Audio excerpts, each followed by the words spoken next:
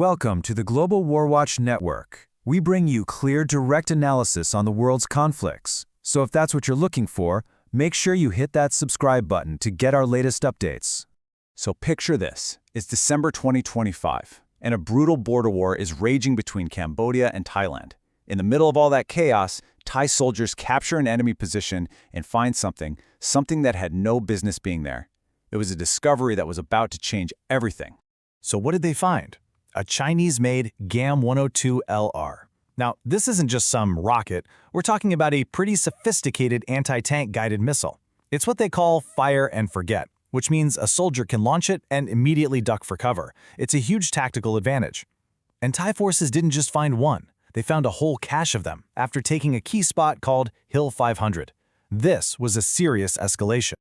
Right away, this discovery throws up two massive questions. First, how on earth did a weapon this advanced end up on this particular battlefield? And maybe even more importantly, why was its presence apparently a secret? To really understand what's going on, we need to rewind the clock a bit. You see, a war like this doesn't just pop up out of nowhere. No, this one is built on a really shaky foundation of old colonial maps, arguments over ancient temples, and more than 100 years of bad blood that never really went away. The real seeds of this were planted way back in 1907 with some incredibly vague border maps. The flashpoint has always been the Preah Vihear Temple. Now, in 1962, a court gave the temple itself to Cambodia, but, and this is the crucial part, it left the valuable land around the temple completely disputed. That single loose thread led to deadly clashes in 2008, which really set the stage for the all-out war we saw erupt in 2025. After those 2008 clashes, things were relatively quiet for a few years. But then, in 2025, a whole series of events happened back-to-back that just pushed both countries right over the edge. It was like a perfect storm of a political scandal, economic pain, and one final violent trigger. Yeah, things just spiraled out of control, and fast. It started with a private phone call between the two leaders getting leaked, which caused this huge political crisis. That led directly to both sides shutting down major border crossings, which, you can imagine, just hammered the local economies. But the final straw? A Thai soldier was badly wounded by a brand new Russian landmine. For Thailand, this wasn't just some tragic accident. It was a deliberate act of war. And the human cost was just devastating and immediate. When the heavy fighting really started in July, more than 200,000 civilians, ordinary people, were forced to flee their homes on both sides of the border. It created a massive humanitarian crisis almost overnight. The international community, of course, scrambled to try and put a stop to all the bloodshed. But this conflict quickly fell into this incredibly frustrating cycle. You'd get these brief moments of hope for peace, and they'd almost immediately be shattered by more violence and that deep, deep mistrust. I mean, on October 26th, there was genuine optimism. The Kuala Lumpur Peace Accord was signed. It had everything you'd want: de-escalation, prisoner swaps, observers on the ground.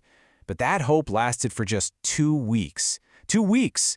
Another landmine went off, injuring 2 more Thai soldiers, and the whole deal was suspended. The war was back on, and this time it came back even heavier.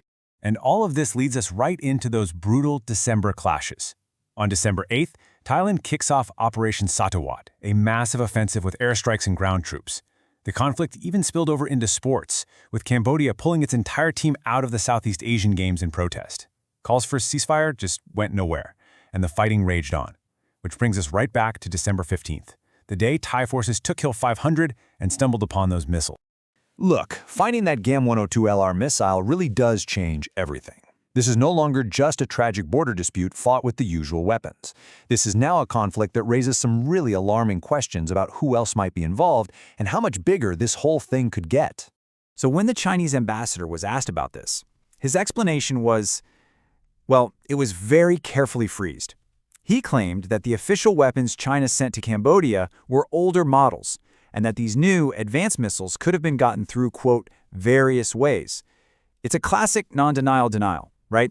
It does absolutely nothing to calm fears that this conflict is widening. So let's just break down exactly why this is such a huge deal. First, it injects a whole new level of military tech onto the battlefield. Second, it pretty much screams that a third party is secretly arming one side.